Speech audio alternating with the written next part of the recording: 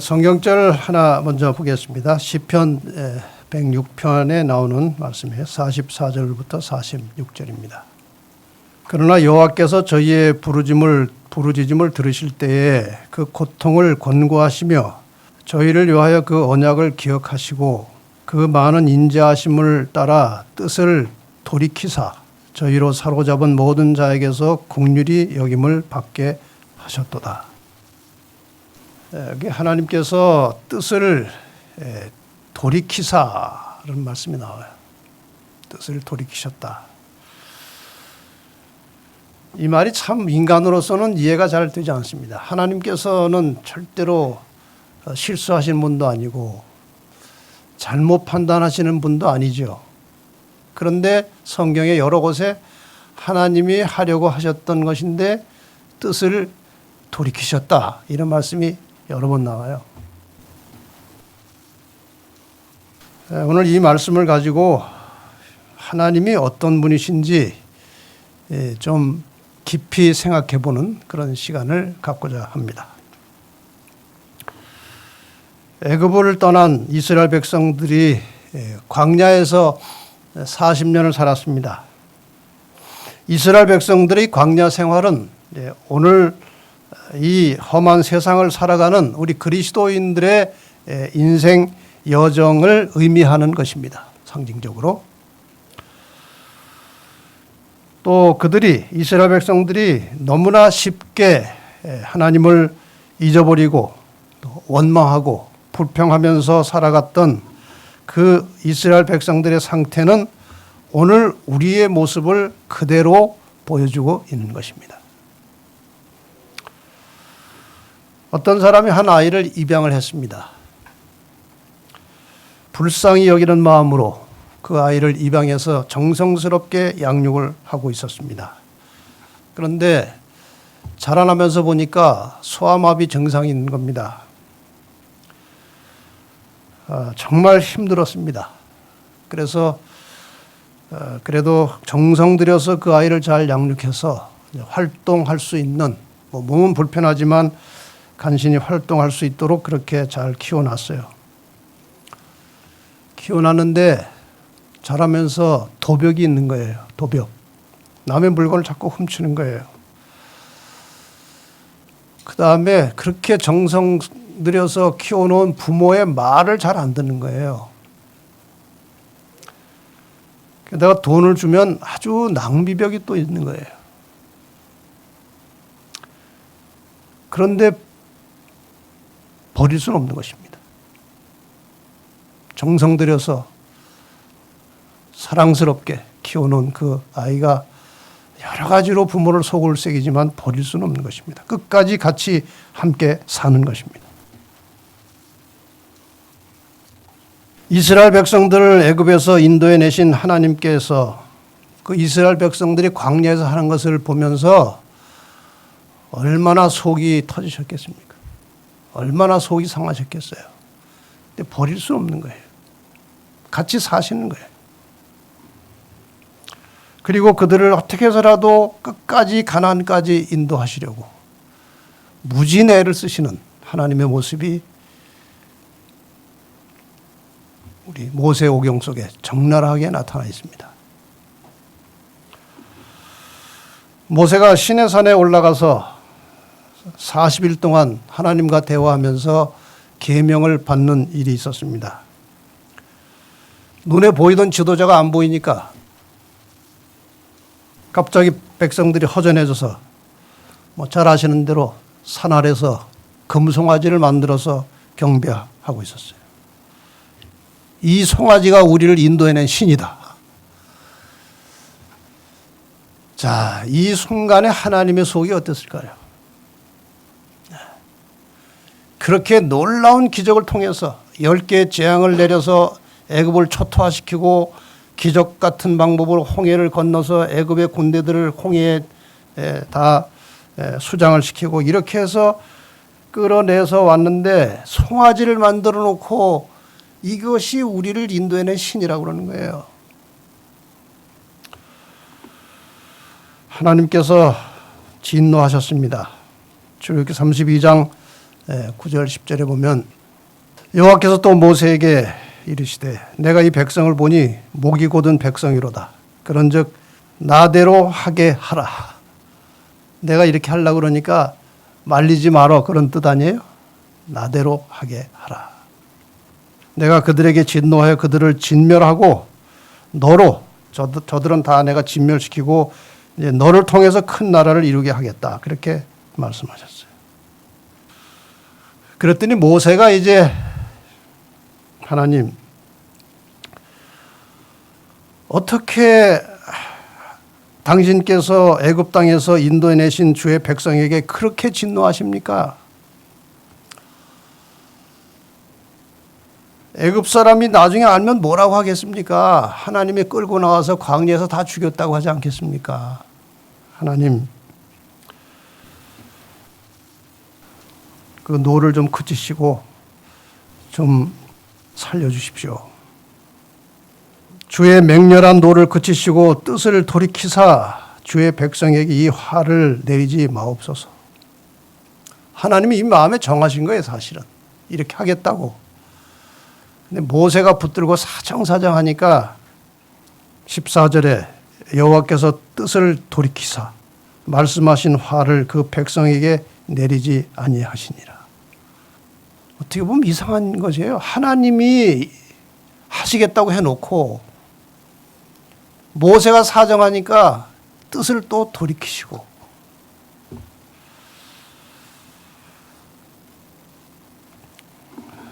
십계명은 하나님께서 인간 나라를 다스리시는 하나의 불변의 원칙입니다.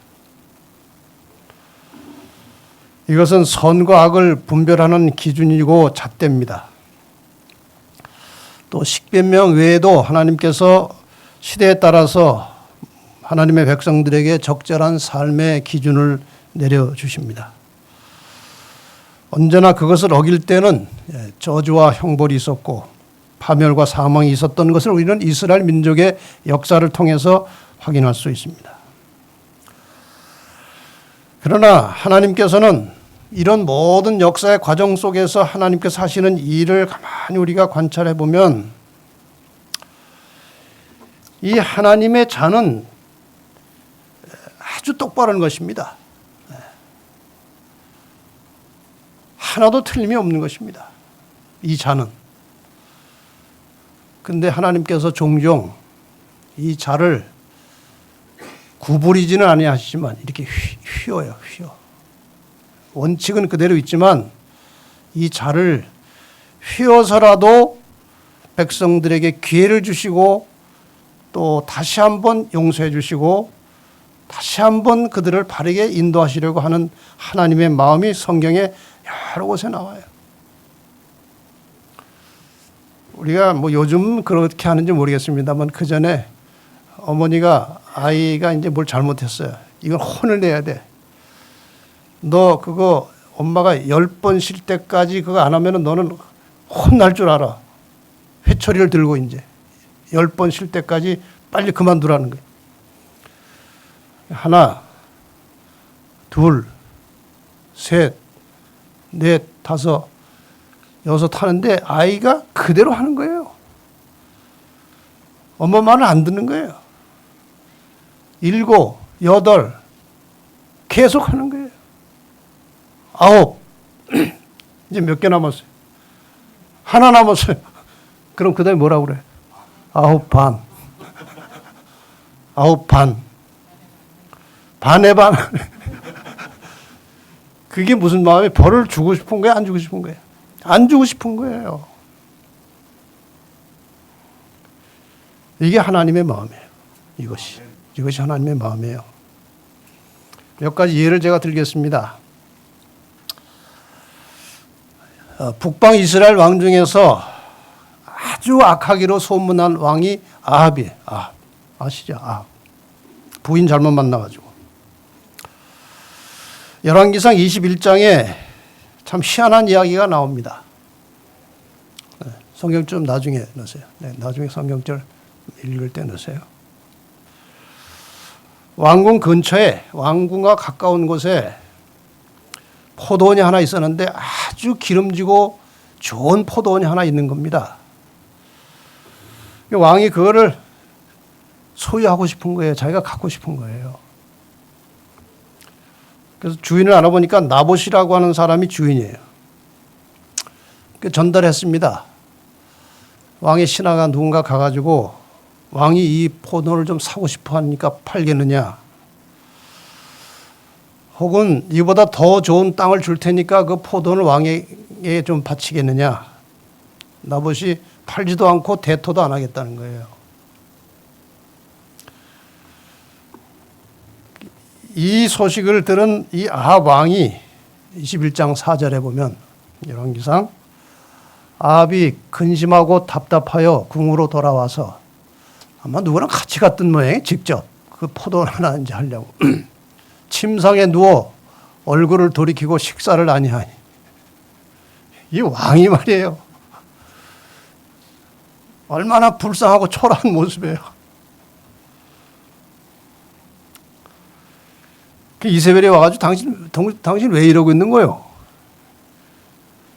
그 얘기를 들어보니까 참 한심해. 마마보이라는 말이 있는데 이 아합은 여보보이. 부인 말 듣고 사는 거야. 7절에 왕이 이제 이스라엘 나라를 다스리시나이까. 이 말은 그 공동 번역에 보면은 당신은 이스라엘 왕답게 처신하십시오 이렇게 나와요. 왕이 돼가지고 말이에요. 그 포도원 하나 가지고 이렇게 식음을 전폐하고 누워 있냐고 말이에요. 왕이. 일어나서 식사하시고 마음을 즐겁게 하소서. 내가 이스라엘 사람 나봇의 포도원을 왕께 드리리다. 걱정 마시오. 내가 해결할 테니까. 깡패를 동원했어요. 거짓 증인을 세우고 왕을 모독했다고 하는 죄목을 씌워서 돌로 쳐 죽이고 포도원을 뺏어서 왕한테 준 거예요. 세상에 이런 일이 어디 있어요. 하나님께서 이것을 그냥 지나치지 않으셨습니다. 엘리야를 통해서 메시지를 전했습니다. 19절입니다. 저에게 이르기를 여호와의 말씀이 개들이 나봇의 피를 핥은 곳에서 개들이 내 피 곧 내 몸의 피도 핥으리라.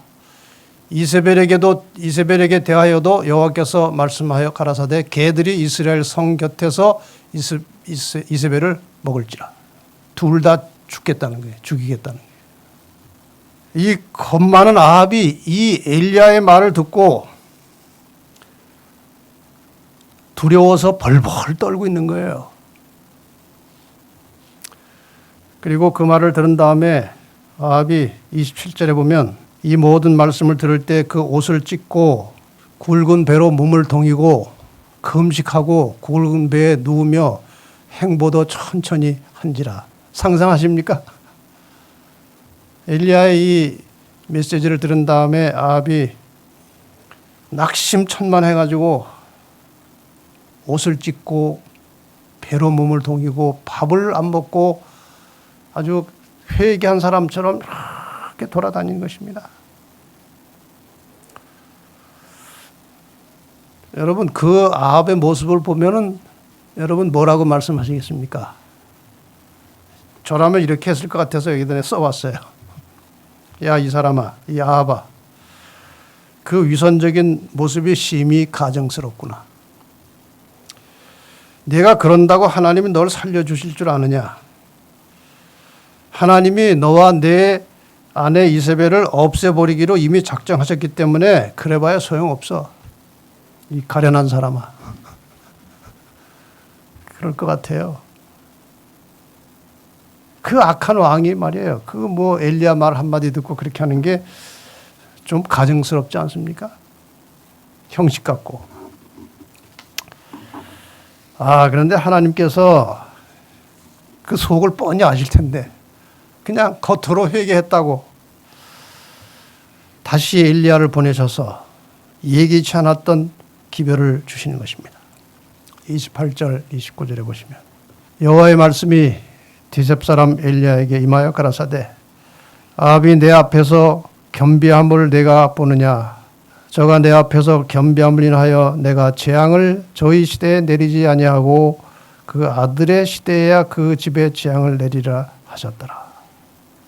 참 하나님 너무 너그러우시잖아요.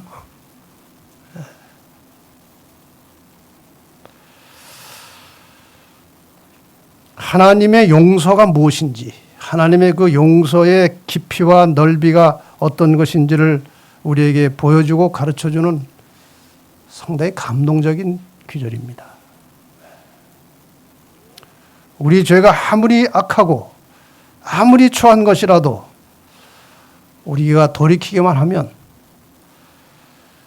다음에 또 그 잘못을 할 것을 아시면서도 용서하시는 하나님.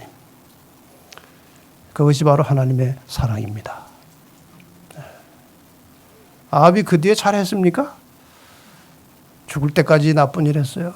그거 하나님 다 아셔요. 그런데 회개한다고, 그래, 내가 벌 내리려 한 거 내가 뜻을 돌이키마. 하나님 마음을 바꾼 거예요. 두 번째, 이제 요나 이야기입니다. 요나 이야기는 뭐 너무나 유명해서 우리가 잘 알죠. 요나서 1장 2절에 이제 하나님께서 요나에게 명을 내리십니다. 너는 일어나 저 큰 성 니느웨로 가서 그것을 쳐서 외치라. 그 악독이 내 앞에 상달하였습니다. 여기에 가서 무엇이라고 외치라고 하는지 내용은 자세하게 나오지 않습니다. 나중에 이제 요나가 이런저런 파란만장한 경험 끝에 이제 도착해서 전한 메시지는 우리가 나중에 잠깐 볼 수가 있습니다. 어쨌든 뭐 다 아시는 얘기니까 제가 얘기는 자세하지 않겠습니다. 요나가 이제 그 성에 들어갔습니다. 들어가서 이제 마침내 하나님께서 명하신 말씀을 외칩니다. 3장 4절에 요나가 그 성에 들어가며 곧 하룻길을 행하며 외쳐 가로되, 이게 큰 성은 아닌가 봐요. 40일이 지나면 니느웨가 무너지리라. 근데 이게 요나가 하나님께서 전한 말씀을 그대로 전했는지 아닌지는 잘 모르겠어요. 40일이 지나면 이전에 너희가 회개하지 않으면, 40일이 지날 때까지 회개하지 않으면 이 성이 무너지리라. 이렇게 했어야 정확한 메시지가 아니었을까. 결과를 보면 그런 것입니다. 그런데 요나는 40일 후에 무너질 것이라고 그렇게 외쳤어요. 근데 요나는 이 니느웨가 회개해서 돌아오기를 그렇게 원치 않았던 것 같아요. 전하면은 요나 말대로 40일이 지난 다음에 니느웨가 무너지기를 바랬던 것 같아요. 이게 요나의 마음이에요. 나중에 결과를 보니까 그런 거예요. 그런데 놀랍게도 요나의 기대와 생각과는 전혀 다른 반응이 나온 것입니다. 요나가 외쳤을 때 3장 10절에 보니까 니느웨 백성이 하나님을 믿고 금식을 선포하고 물은 대소하고 굵은 배를 입은지라. 회개하는 거예요. 회개. 요나의 말을 듣고 회개하는 거예요. 그 소문이 니느웨 왕에게 들림에 왕도 보좌에서 일어나서 왕의 옷을 벗고 배를 입고 회개했습니다. 자, 이 모습을 보고 3장 10절에 하나님이 그들의 행한 것 곧 그 악한 길에서 돌이켜 떠난 것을 감찰하시고 어떻게 하셨어요? 뜻을 돌이키사 그들에게 내리리라 말씀하신 재앙을 내리지 아니하시니라. 뜻을 돌이키셨어요. 하나님께서는 그들이 나중에 다시 죄에 빠질 것을 다 아십니다. 미리 아십니다. 그런데 현재 그들이 회개하는 모습을 보고 하나님께서 뜻을 돌이키시고 용서하셨습니다. 인간은 언제라도 죄악에 빠질 수 있기 때문에 하나님께서는 언제라도 우리의 죄를 용서하실 준비를 가지고 계십니다. 저거 지금 회개했지만 또 죄 지을 것이다. 알아요. 그러나 내가 또 용서할 것이다 하고 죄를 용서하실 마음을 미리 가지고 계세요. 돌이키기만 하면. 근데 그 결과에 대해서 요나가 아주 불쾌했습니다. 그래서 4장 1절로 3절에 하나님하고 이제 논쟁하는 장면이 나와요. 요나가 심히 싫어하고 노하여, 그냥 싫어한 게 아니에요. 심히 싫어했다고 그랬어요. 니느웨 백성들이 회개하고 돌이킨 것에 대해서 심히 싫어한 거예요. 여호와께 기도하여 가로되, 내용을 보면 기도도 아니에요. 그냥 따지고 덤벼든 거예요. 여호와여, 내가 고국에 있을 때 이러하겠다고 말씀하지 아니하였나이까. 그러므로 내가 이럴 줄 알고 빨리 다시스로 도망하였사오니 주께서는 은혜로우시며 자비로우시며 노하기를 더디하시며 인애가 크시사 뜻을 돌이켜 재앙을 내리지 아니하시는 하나님이신 줄을 내가 알았습니다. 이걸 알면 자기도 감사하고 회개를 해야 되는데, 여호와여, 원컨대 이제 내 생명을 취하소서. 사는 것보다 죽는 것이 내게 나옵니다. 참 배짱 좋아요. 하나님한테 이렇게 따지고 덤벼드는 요나. 하게 뭐 도망도 가는데 뭘 못하겠습니까? 요나의 푸념을 또 제가 요즘 우리말로 한번 이렇게 바꿔봤어요. 요나의 푸념. 하나님, 정말 기분 나쁩니다. 아니, 제가 제 마음대로 한 것도 아니고 하나님 말씀 듣고 하나님이 그렇게 하라고 하셔서 40일 후에 이 성이 무너질 것이라고 경고했는데, 이렇게 한 사람도 다치지 않고 성을 이대로 두시면 제 체면이 뭐가 됩니까? 전에 제가 다시스로 가려고 할 때 그냥 두셨으면 이 망신 안 당했죠. 그렇게 마음이 약하고 쉽게 변하시니 어디 하나님하고 일 같이 하겠습니까? 저라도 죽여주십시오. 차라리 죽어버리는 것이 편하겠습니다. 이런 얘기 아니에요. 이 내용을 보면 요나가 하나님보다 자기가 더 원칙적이고 의로운 사람처럼 보이는 거예요.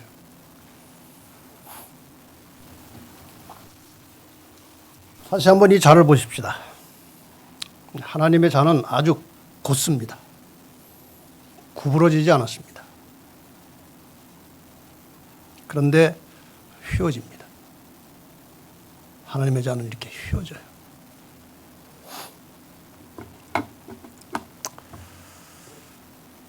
인간의 자는 이렇게 굴곡이 많고 이런 데면 날카롭기도 하고 굽어져 있어요. 근데 휘어지지 않아요. 휘어지지 않아요.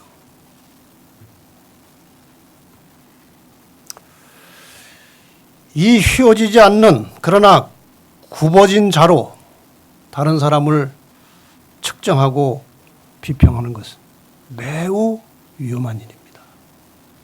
두려운 일입니다. 이런 자를 갖다 대는 거예요, 다른 사람한테.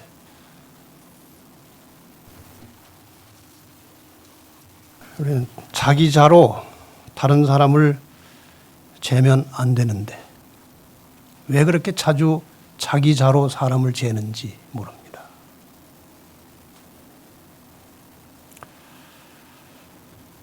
나라면 저렇게 안 할 텐데. 나라면. 그 자기가 기준이에요. 자기가 자예요. 나라면 이렇게 했을 텐데. 자기가 자예요.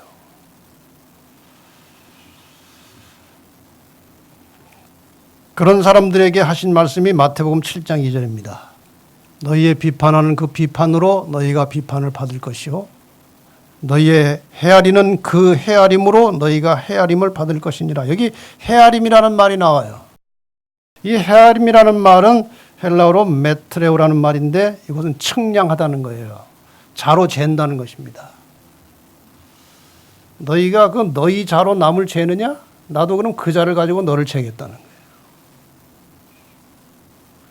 이건 굉장히 중요한 말씀이에요. 너희가 헤아리는 그 헤아림으로 헤아림을 받을 것이다. 너희가 남을 측정하고 재는 그 자로 내가 너희를 재겠다는 거예요. 그러면 속절없는 것입니다. 하나님의 이 휘어지는 자로 우리를 재야지 희망이죠. 이런 자로 우리를 갖다 대면요, 희망이 없어요.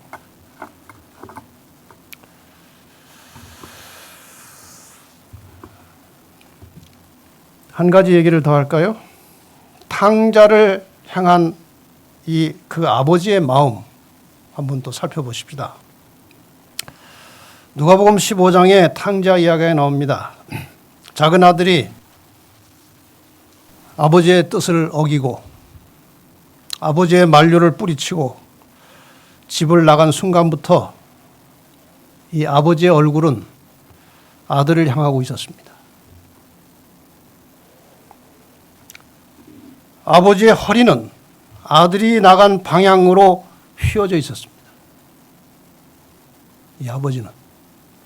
이 아들은 아버지의 말을 듣지 않고 가정의 규칙을 깨고 가정의 규율을 무시하고 나갔어요. 그런데 아버지는 그 아들을 계속 향하고 있었던 것입니다. 얼굴을 그쪽으로 향하고 있었어요. 돌아올 때까지. 허리는 그쪽을 하도 쳐다보고 해서 허리가 글로 굽어져 있었어요.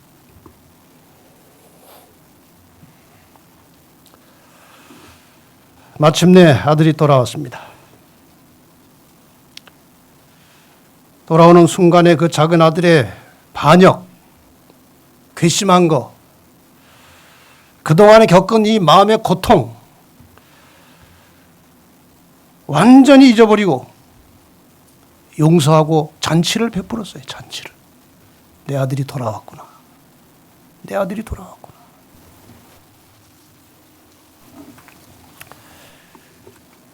아버지의 자는 그 가정의 원칙과 규율이 있었습니다. 바른 자가 있었어요.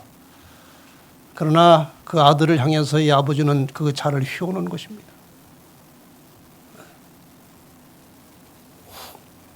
이렇게 아버지의 원칙이 없어 보이는 모습에 대해서 큰아들이 자기 잣대를 들이대면서 아버지를 원망했습니다. 자기 자예요. 큰아들이 지금 동생한테 하는 말은 자기 자를 잰 거예요. 아버지 자하고는 또 달라요.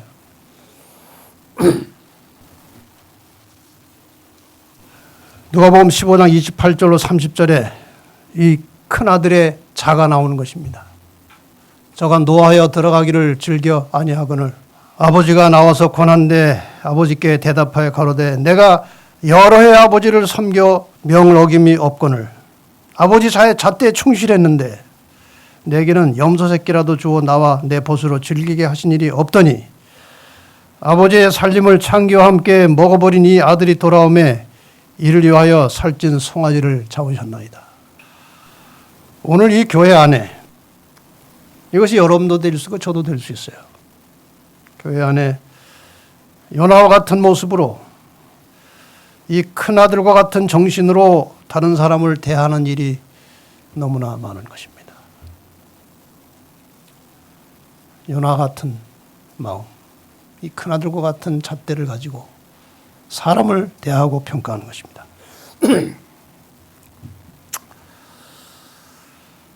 하나님이 용서하신 사람을 정죄하거나 비난한 사람이 있다면 그 사람은 하나님 위에 존재하는 사람이에요. 하나님이 용서하셨는데 사람이 다시 정죄하면 그거는 뭔가 뒤집어진 것입니다. 하나님이 지방법원이고 자기가 대법원이에요. 그 원리 아닙니까? 지방법원에서 판결한 거를 대법원에서 뒤집어 바꿀 수 있어요. 하나님이 용서하신 것을 사람이 바꾸면 안 되는 거예요. 근데 우리는 이런 일을 자주 합니다. 이미 그 사람 하나님께 용서받은 죄인데 그 죄를 또 덜먹거리고 또 끄집어내가지고 정죄하고 이런 일을 해서는 안 된다는 것이죠.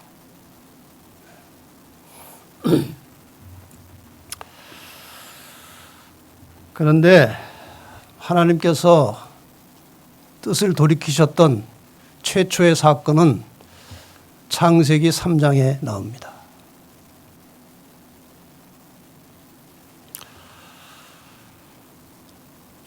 언제 처음으로 하나님께서 뜻을 돌이키셨습니까?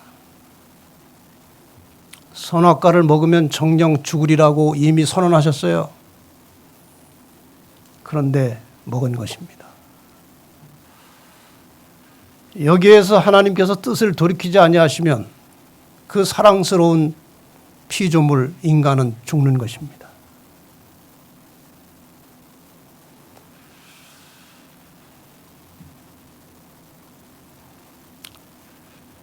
선악과를 먹으면 정령 죽으리라고 하신 하나님의 말씀을 거역하고 사탄의 미혹에 빠져서 그 선악과를 먹었을 때 인간을 사랑하시는 하나님의 심장은 이미 찢어져 있었습니다. 어찌할 것인가? 변할 수 없는 하나님의 잣대, 변경할 수 없는 하나님의 잣대, 정령 죽으리라 하는 잣대가 휘어지지 않으면 인간은 마땅히 죽어야 하는 것입니다. 그 잣대를 구부러뜨릴 수 없어요. 구부러뜨리면 그건 온 우주의 원칙을 무너뜨리는 것입니다. 더 이상 하나님께서 세상을 공의롭게 통치할 수가 없는 거예요. 그래서 창세기 3장 15절에 나타난 발꿈치를 상하게 될 여자의 후손은 인간의 죄를 대신해서 십자가에 돌아가실 예수 그리스도, 하나님께서 정령 죽으리라고 하는 그 바른 잣대를 휘어내셔서 그 아들의 희생과 아들의 죽음을 통해서 인간을 다시 살리시기로 뜻을 돌이키신 것입니다. 뜻을 돌이키신 거예요. 뜻을 안 돌이키셨으면 선악과 먹고 죽는 것입니다. 하나님께서 뜻을 돌이키심으로 죽을 수밖에 없는 인간이 다시 살 길이 열린 것입니다. 예수님께서 아버지 어찌하여 나를 버리시나이까 하고 절규하시면서 돌아가신 십자가는 하나님의 잣대가 가장 크게 가장 깊숙이 휘어진 곳이었습니다. 하나님의 자비와 공의가 절정을 이루는 그 순간이었습니다. 죄의 삭선 사망이라고 하는 하나님의 잣대를 변경하거나 꺾지 않고 죄인을 살릴 수 있는 유일한 방법이 사람이 당할 죽음을 독생자이신 예수께서 대신 당하시는 것이었습니다. 그래서 하나님이신 예수께서 십자가에 달려 참혹한 죽음을 당하셨습니다. 여러분, 삼위일체라는 말을 자주 들으셨습니다. 세 분이 하나이라는 것입니다. 세 분이 하나예요. 그러므로 예수님의 십자가 고통과 죽음은 곧 하나님의 고통과 죽음이었습니다. 예수님께서 십자가에 달려 돌아가실 때 그 당한 고통과 아픔을 하나님도 똑같이 겪으신 거예요. 삼위일체이기 때문에 그런 거예요. 그게 하나님께서 자를 휘우신 거예요. 인간을 살려내시기 위해서.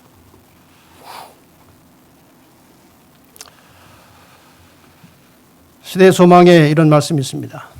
예수님을 통하여 하나님의 자비가 사람들에게 나타났지만 그 자비가 공의를 제거하는 것은 아니다. 자비 때문에 공의가 없어지는 게 아니라는 거예요. 율법은 하나님의 성품의 특성을 나타내고 있으므로 타락한 인류에게 알맞게 1.1획이라도 변경할 수는 없는 것이다.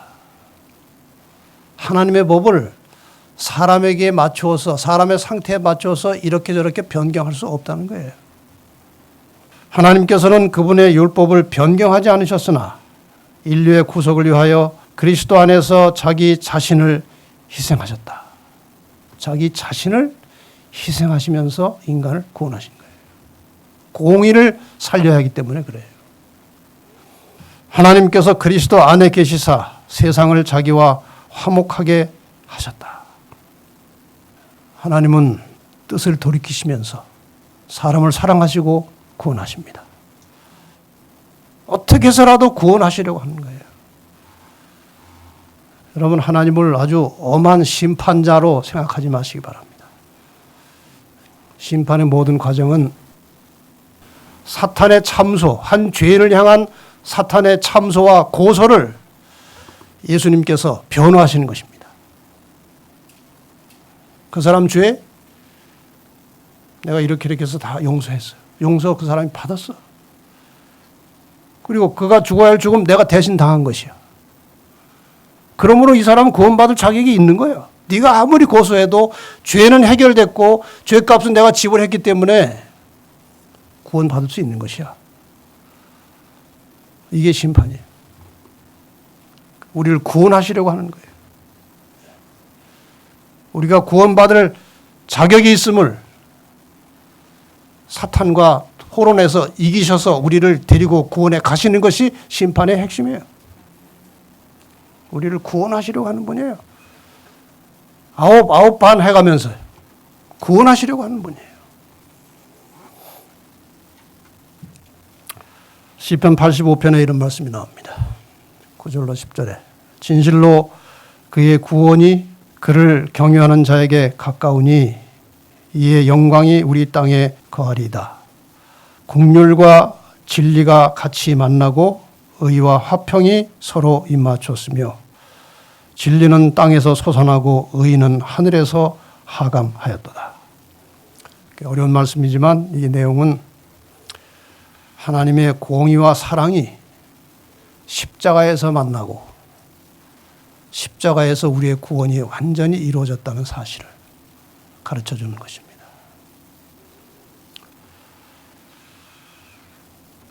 그러나 그 구원은 결국 어디서 확정됩니까?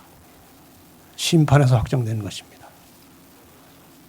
심판에서 구원이 확정되는 것입니다. 십자가에 대한 믿음이 어떠했는지, 십자가의 믿음과 구원을 제대로 받았고 제대로 살았는지, 늘 죄를 해결하면서 살았는지, 그것이 심판을 통해서 확정되고 거기서 구원이 완성되는 것이죠. 베드로서 3장 9절에 이런 말씀이 있습니다. 주의 약속은 어떤 이에 더디다고 생각하는 것 같이 더딘 것이 아니라 오직 너희를 대하여 오래 참으사 아무도 멸망치 않고 다 회개하게 이르기를 원하시느니라. 지금 당장 재림하시면 구원 못 받을 사람들이 많이 있는 것입니다. 한 사람이라도 더 구원하시기 위해서 예수님께서 더디 오신다는 거예요. 이 말은 상당히 해석이 복잡할 수 있습니다. 언제까지 참으시느냐, 이게 언제까지 참으시느냐.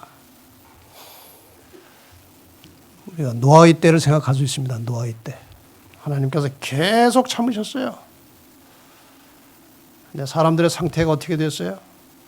너무나 완악해가지고 아무리 성령께서 역사하셔도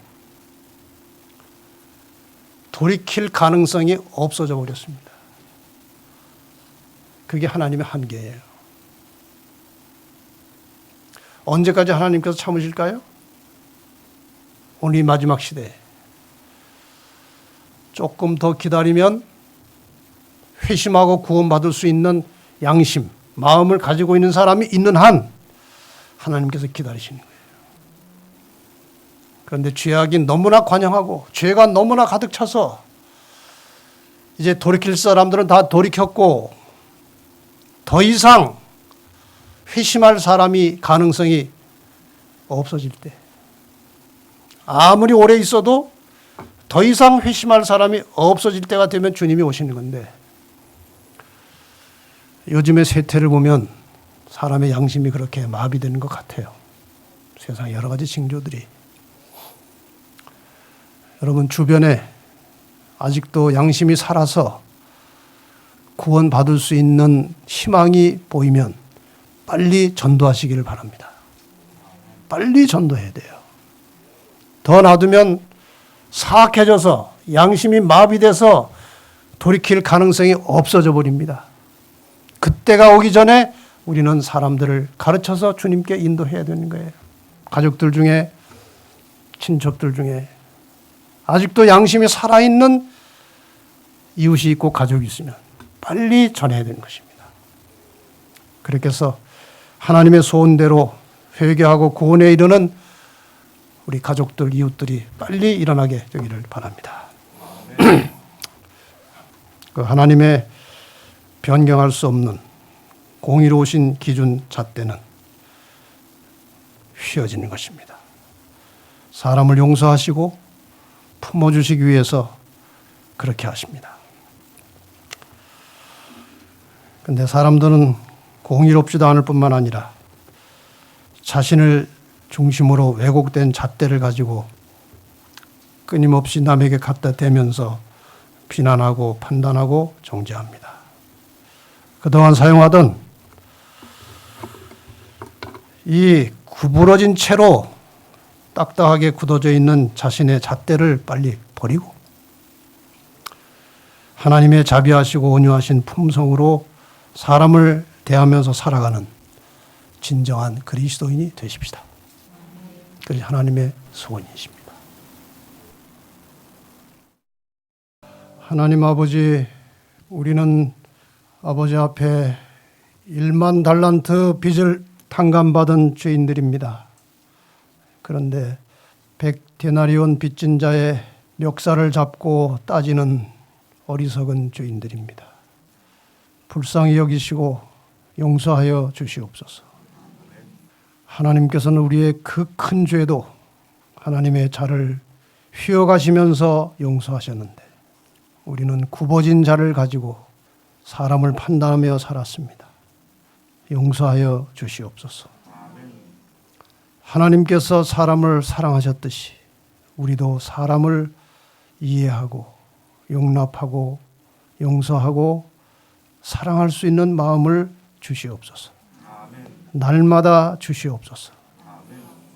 그리고 순간마다 생각나게 하셔서 아버지의 뜻을 따라 사는 정말 진실하고 참된 그리스도인들이 되게 하여 주시옵소서. 예수님의 이름으로 간절히 기도합니다.